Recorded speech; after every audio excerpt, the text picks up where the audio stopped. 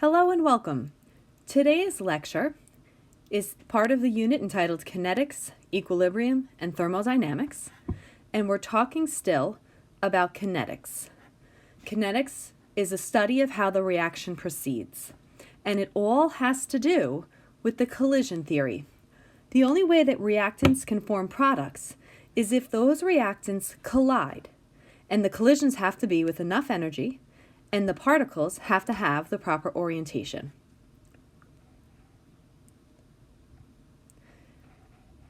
These chemical reactions can be illustrated with a potential energy diagram. Let's draw one now. We'll be drawing two in total.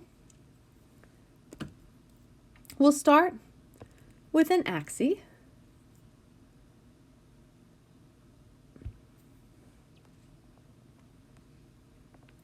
We've got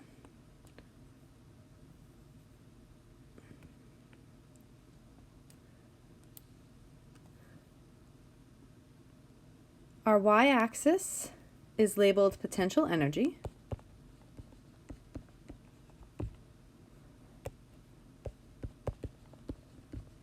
And the higher up we go on the y-axis, the higher up our energy is. And the x-axis is time.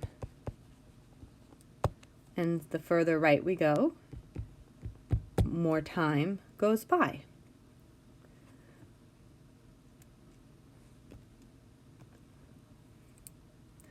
All right, our chemical reactions always start with reactants.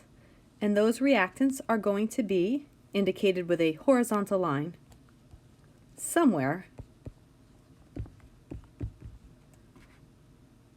on the potential energy axis, but not at zero. This is meant to imply that the particles of our reactants have a certain amount of energy, whether it is kinetic energy in the energy of motion or potential in terms of stored energy, meaning it has the ability to transform into something else, is here, there, or otherwise. So that's why I'm saying it doesn't necessarily have to go at a certain point, but it definitely won't go to zero. What we knew from the collision theory lesson is that the particles of these reactants, when they collide, those collisions will only make products when they collide with enough energy. And that energy was referred to as the activation energy.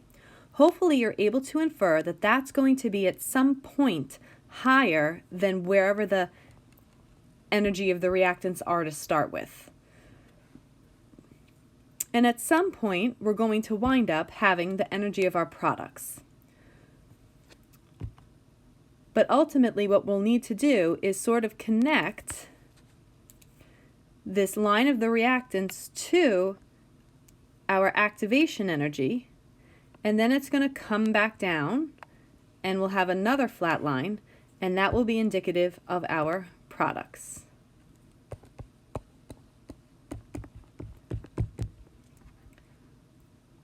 My apologies for the technological weakness that I have here. I'm not very fluent with this software, so I appreciate your patience with me. Looking at this again as a whole, I'm trying so hard to show you as kind of like it would be a roller coaster, right? Just for argument's sake, if I were a roller coaster, I board when the track is flat.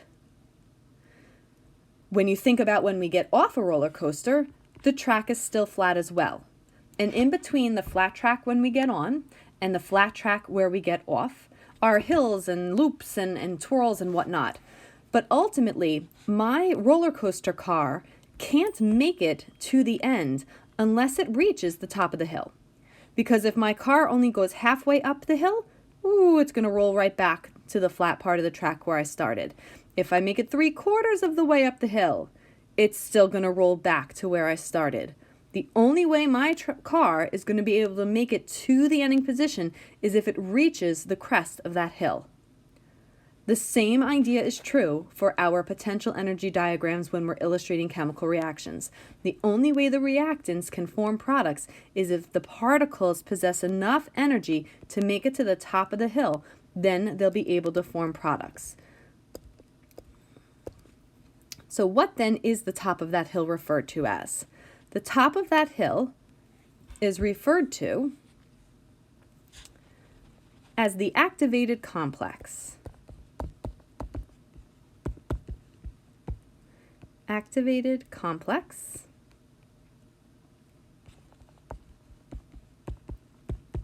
Or perhaps an intermediate.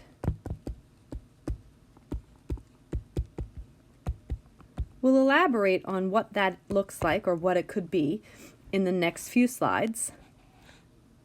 But most importantly,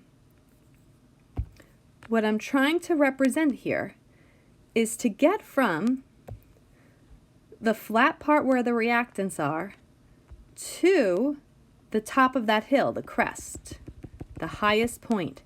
That is the activation energy that was referred to in our collision theory lecture. That's the minimum amount of energy that our particles of the reactants have to have in order for the chemical reaction to occur. So for those of you who forget that EA, E sub A, is the activation energy.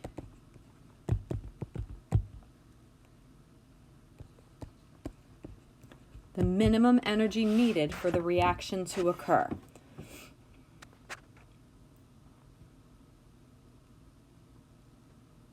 Let's look for a second again at this graph. Another thing that I can illustrate on this is if I extrapolate out the energy of the reactants and the energy of my products, and I now compare their difference. That's referred to as the heat of the reaction.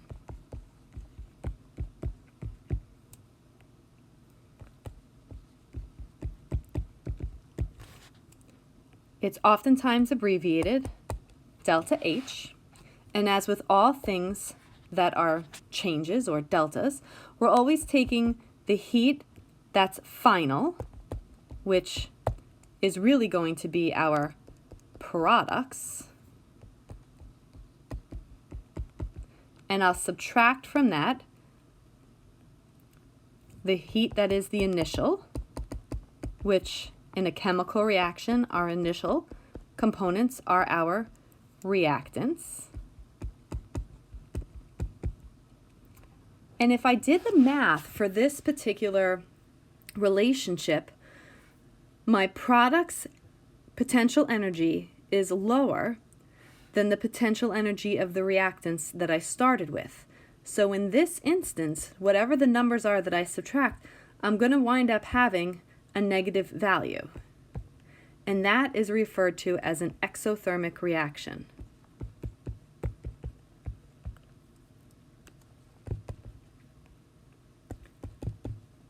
An exothermic reaction meaning heat is released.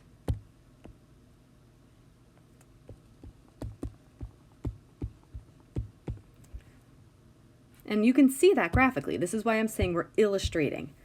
Our reactants started with a higher amount of potential energy than what our products have at the end. So that energy was released from the chemical reaction out into our environment, an exothermic process. As I mentioned earlier, I said that there is a second way that we can draw this potential energy diagram, and that's to represent it in the opposite fashion. Instead of my heat being released, my heat instead will be absorbed. So let's draw a second graph.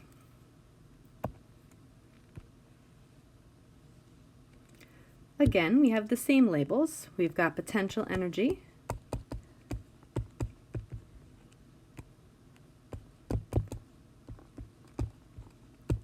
on our Y, time on our X. Sometimes you'll see it like reaction coordinates. Sometimes they're not even labeled. But we always know in a potential energy diagram that this is what we're referring to.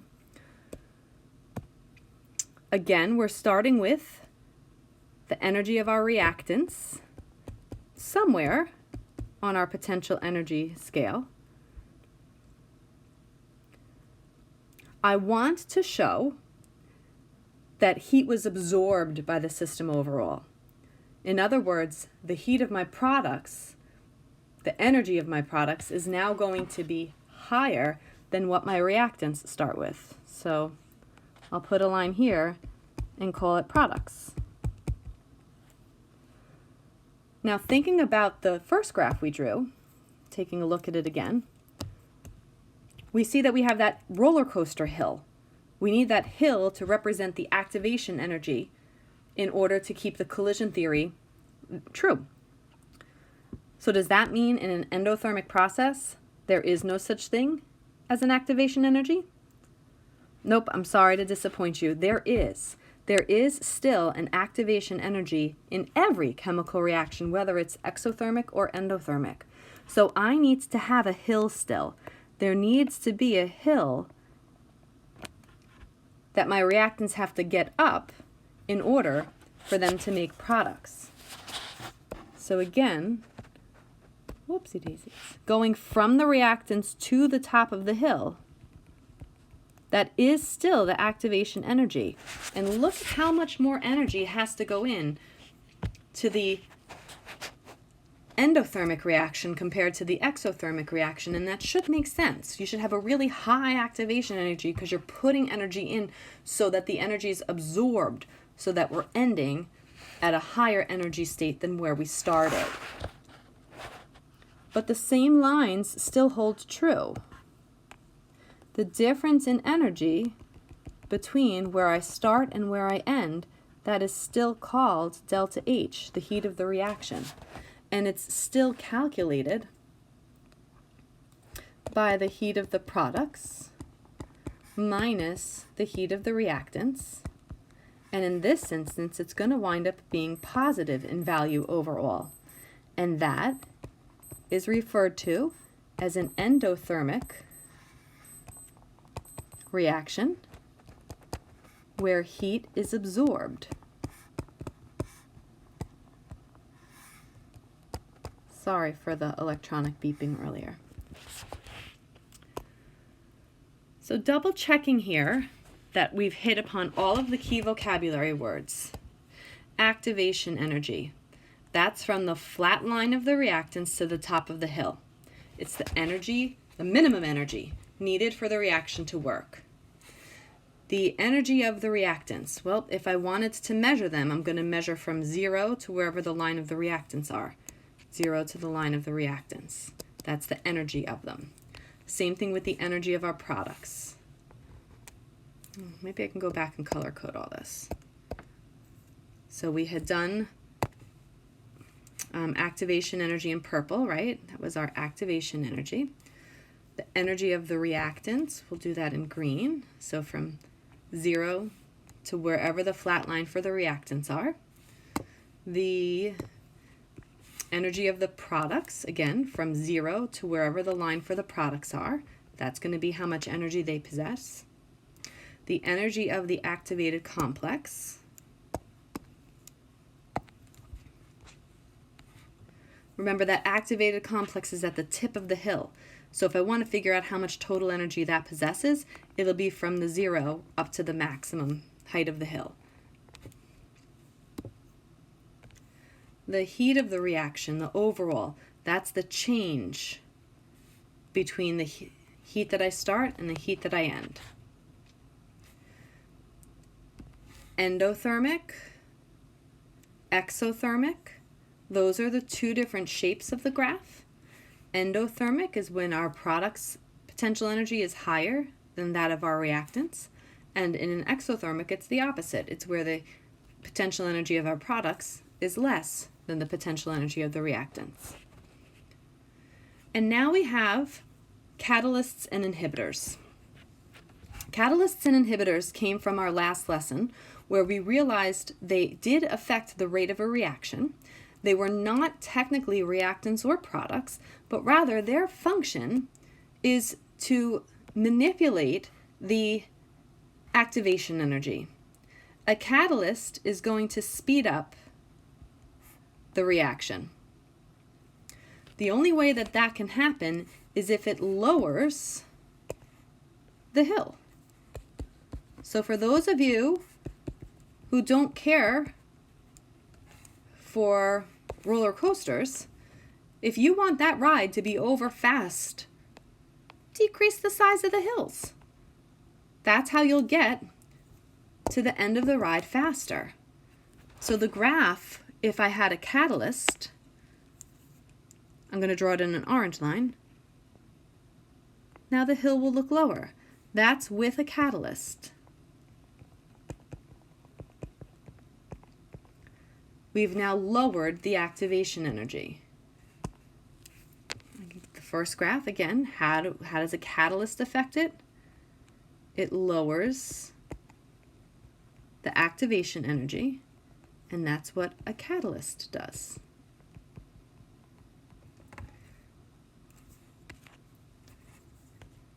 By definition, an inhibitor slows down the reaction. It's not an actual reactant or product, it's manipulating the activation energy. So how then will the inhibitor slow down the reaction? By increasing the activation energy. Showing that graphically, if I added an inhibitor, my hill would go up even higher. That's with an inhibitor.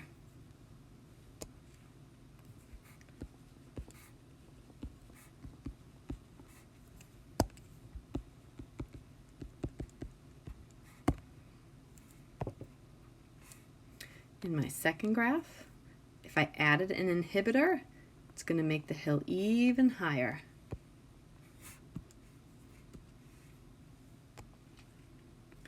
With an inhibitor.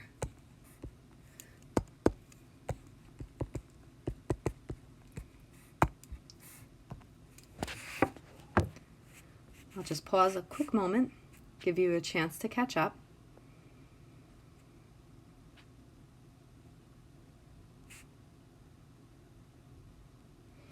All right, so reviewing what we've done so far, we've talked about chemical reactions, starting with reactants, ending with products.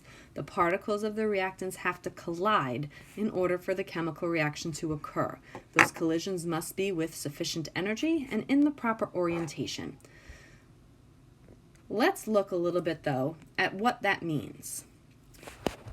What we're about to do now is referred to as a reaction mechanism.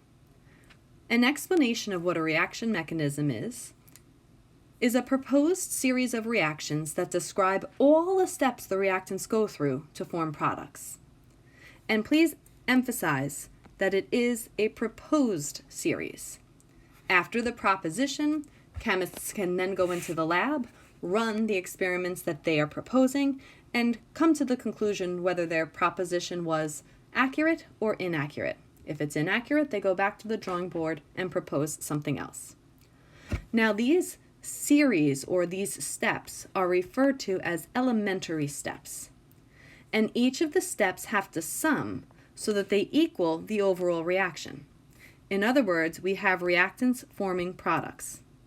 All the little steps in between, still we're going to have things cancel out so that we do have the correct reactants and the correct products at the end. And lastly, the slowest step is referred to as the rate determining step. We talked last lesson about how we could affect the rate of a reaction. We can manipulate the temperature at which the reaction is occurring. We can manipulate the concentration of the reactants. We can manipulate the surface area of the reactants, and we can also add catalysts and intermediates. But ultimately, when you're making these proposals about the reaction mechanisms, the step that's going to determine the overall rate of the reaction is going to be the slowest. Because no matter how fast the fastest steps are, the slowest one is going to slow you down, hence the word slow. Think about while you're driving. I know a lot of you are getting your permits and your licenses and stuff. When you're driving, you can't go any faster than the slowest car in front of you. If you want traffic to move faster, you've got to find the slowest car and tell them to move faster. The same is true with our chemical reactions. And then, as we mentioned, catalysts can be a factor in influencing the rate, and we just started talking about these intermediates or activated complexes. We're going to emphasize where do they show up in the steps. Well, now that you've taken notes on what reaction mechanisms are, let's see it in action. Last lesson, when we were doing the collision theory, you looked in detail at the reaction of gaseous hydrogen reacting with gaseous iodine to produce gaseous hydrogen monoiodide. And the balanced equation says that the one molecule of hydrogen and the one molecule of iodine will produce 2 molecules of hydrogen monoiodide. So let's talk about how this could happen.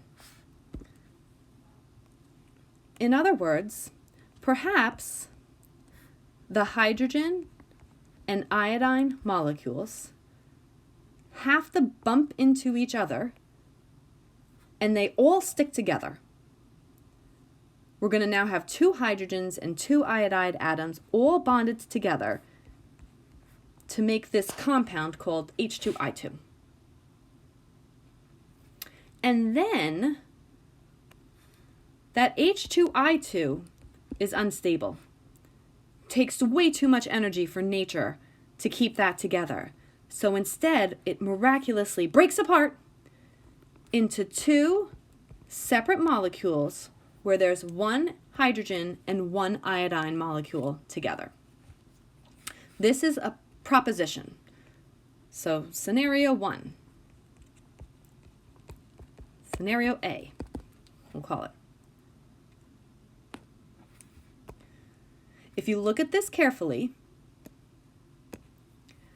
the H2 and I2 make this conglomerate H2I2, and then that gets used up or broken down to make something else. In essence, it winds up canceling out. And what I'm left with is this overall equation that matches what I need my overall equation to look like. So this proposition could in fact be real. What we've canceled out here is referred to as an intermediate.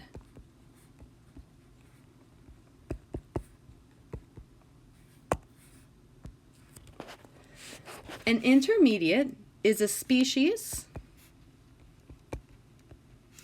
formed in an early elementary step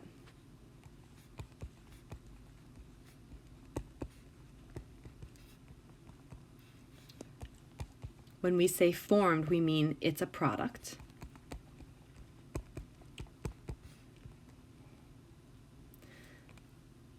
That gets used up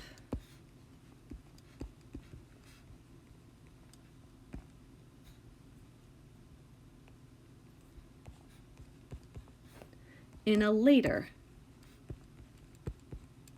elementary step.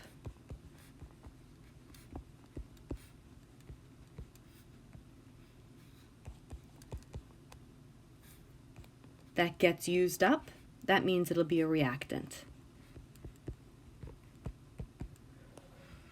So in other words, when you find a species that shows up as a product and then again as a reactant later on, that's referred to as an intermediate.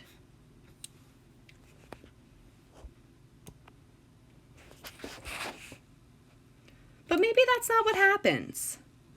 Let's make another proposition.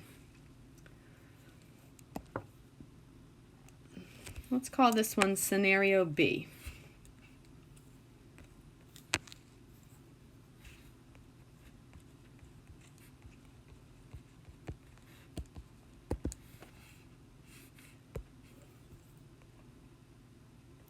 Maybe what happens is that the hydrogen molecule, maybe that breaks down into 2 separate hydrogen atoms. Maybe one of those hydrogen atoms then attaches itself to the iodine molecule, making this compound Hi2.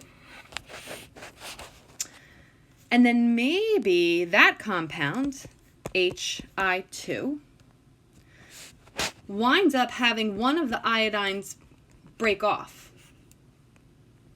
And then that leaves us with hydrogen monoiodide. And then maybe that lonely iodine now reacts with the other hydrogen atom to make hydrogen monoiodide. That's my proposition. Holy cow, a little more complicated. We had said earlier that if this is a true reaction mechanism, all of these steps should sum up to the overall. So if I were to add them up, right, my dividing sign is going to be these yield signs. So I wind up having an H2, an H, an I2,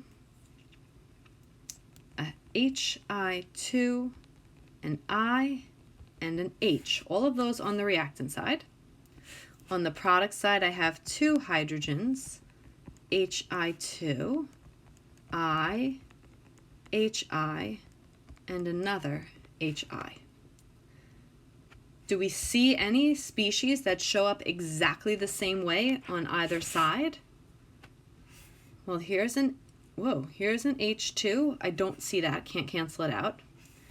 I see an I2 here, I can't cancel it out. Oops, one Hi2 and Hi2, an I and I. Aha, two H's, and now my overall, right, these don't have anything canceling out. So what I'm left with is H2 plus I2 yields 2 Hi, and yes, that is my overall. So all of the species that were canceled out here, crossed off, those are referred to as intermediates. They were produced in an early step and then used up in a later step. And my proposition, it could work. But maybe that's not what happens. Maybe scenario C is what happens. Maybe the iodine molecule splits up. And one of those iodines attaches to the hydrogen to make H2I. And then maybe that H2I has another iodine attached to it so that we make H2I2. And then maybe that H2I2 breaks up into 2HI.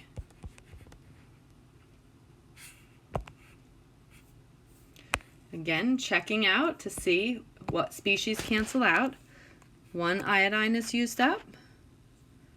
The other iodine gets used up. This H2I gets used up. H2I2.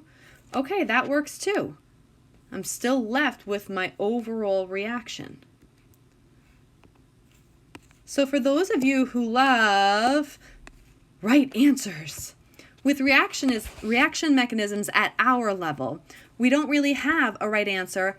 It's a lot of right answers. As long as your intermediate steps can sum up to be your overall reaction, then you have a fair game proposition.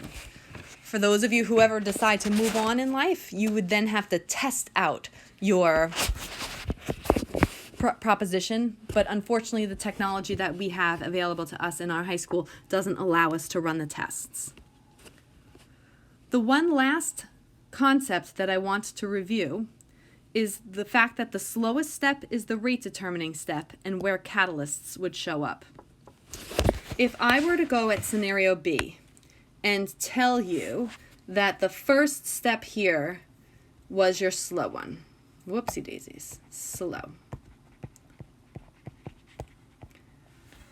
If I then wanted to make the overall reaction happen faster, if I were to change the concentration of the iodine, it's not going to make a difference because iodine has nothing to do with this slowest step. Only manipulating the concentration of the hydrogen will have an impact on the overall rate of the reaction because the hydrogen is part of the slowest step. So identifying the slowest step in your reaction mechanism is important when you're trying to manipulate the overall rate of the reaction. Finally, catalysts. Catalysts are the species that are used to speed up the reaction. Knowing now how these reaction mechanisms work, if I want my catalyst to speed up the reaction, it has to be an impact from the get-go. So a catalyst, if it shows up,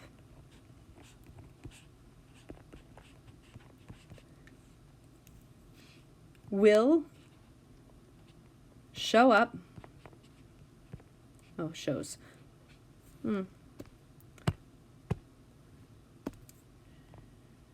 shows up as an initial reactant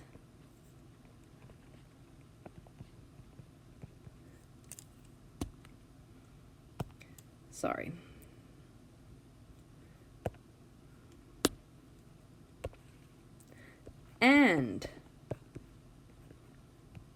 a final product.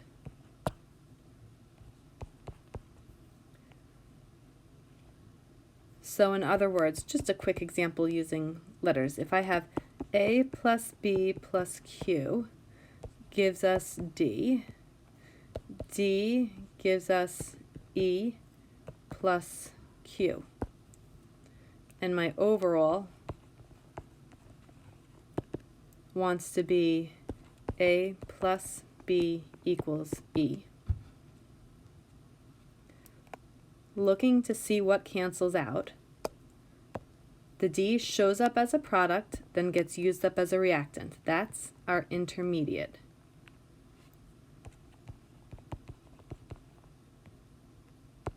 But you'll notice also that the Q is able to be reduced. It shows up at the beginning and at the end. That is going to be your catalyst. Because we had said that catalysts aren't part of the overall reaction. So they have to be there from the get-go to get that activation energy lower, and it's also spit out at the end to prove that it's not part of the chemical reaction. So at this point, we've made it through part 2 of our kinetics lecture, where we're able to illustrate chemical reactions using a potential energy diagram, and we're able to talk about what's really going on at the particle level by making reaction mechanisms. Putting it together, I could theoretically have a potential energy diagram that looks like this. In other words, we have a series of 3 steps in our reaction mechanism, where my first flat line and my last flat line are indicative of the overall chemical reaction, and all the flat lines in the middle and the activation energies in the middle are indicative of all the specific steps that are being proposed in the reaction mechanism. So you can have potential energy diagrams that show the overall reaction, which is what our notes emphasized, as well as what the overall reaction with the reaction mechanisms look like. So have at it with the homework assignment.